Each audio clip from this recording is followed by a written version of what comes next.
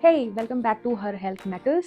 PCOS के diagnosis बनाने के बाद आज हम पार्ट 2 में डिस्कस करेंगे पीसीओएस से जुड़े हुए खतरे। सो हाय, आई एम डॉक्टर आकृति शुक्ला।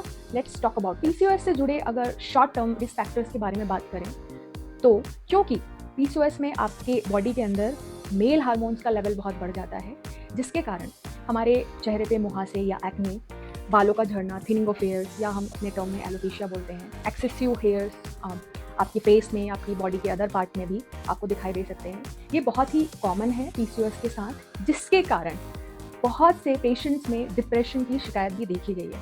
ऑफकोर्स इन सब के कारण हमारी बॉडी इमेज चेंज हो जाती है, हम इसके लिए बहुत स्ट्रगल करते हैं इसे ठीक करने के लिए, लेकिन ये सारी चीज़ें इतनी स्टबर्न होती है क्योंकि रिलेटेड होती है हार्मोनल इम्बैलेंस से। सो इसे तभी ठीक किया जा सकता है जब आपकी बॉडी में एडिक्वेट फीमेल हार्मोन हो और मेल जो हार्मोन है वो लोअर लेवल पे हो। पीसीओएस के साथ स्लीप एपनिया के कारण डे टाइम स्लीपिंगनेस भी बहुत ज़्यादा होती है। पीसीओएस और ओबेसिटी में एक बहुत बड़ा रिलेशन है।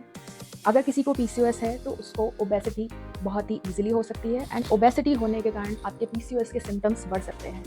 सो अगर हम ओबेसिटी को कंट्रोल कर सके तो हम पीसीओएस को भी बहुत कुछ कंट्रोल कर सकते हैं। जिसमें फीमेल्स पीसीओएस से ग्रसित हैं या अफेक्टेड हैं, उन्हें कंसीव करने में भी बहुत प्रॉब्लम होती है क्योंकि इनकी बॉडी में ओवुलेशन ही नहीं होता।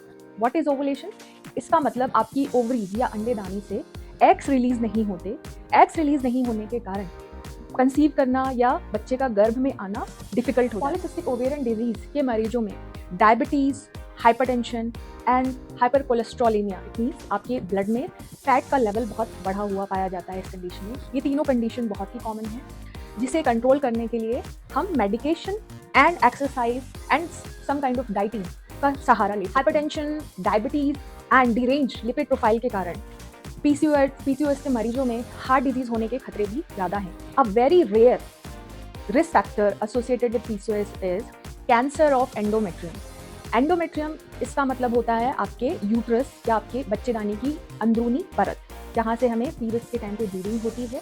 क्योंकि पीसीओएस में आपको फ्रिक्वेंटली ब्लीडिंग नहीं होती, आपको पीरियड्स 2 या 3 महीने में आते हैं, तो ये अंदरूनी जो परत होती है वो धीरे धीरे मोटी हो जाती है और कुछ सालों बाद लाइक 10 to 15 ईयर्स में कैंसर के रूप में भी आपको दिखाई दे सकती है। सो इसे रोकने के लिए हमें बहुत इंपॉर्टेंट होता है कि हम अपने पीरियड्स को 2 या 3 महीने से ज़्यादा डिले ना करें। अगर आपके पीरियड्स इससे ज़्यादा डिले हो रहे हैं तो आपको अपनी गायनोकोलॉजिस्ट से इमीडिएटली कॉन्टैक्ट करना है। पीसीओएस से जुड़े जो भी खतरे अभी हमने डिस्कस किए हैं, ये सारे ही इलाज से ठीक किए जा सकते हैं या रोके जा सकते हैं। सो हम पार्ट 3 में डिस्कस करेंगे हाउ टू कंट्रोल पीसीओएस, और हम ये भी जानेंगे कि क्या पीसीओएस को जड़ से खत्म किया जा सकता है। So wait for the part 3 and stay tuned. Bye bye.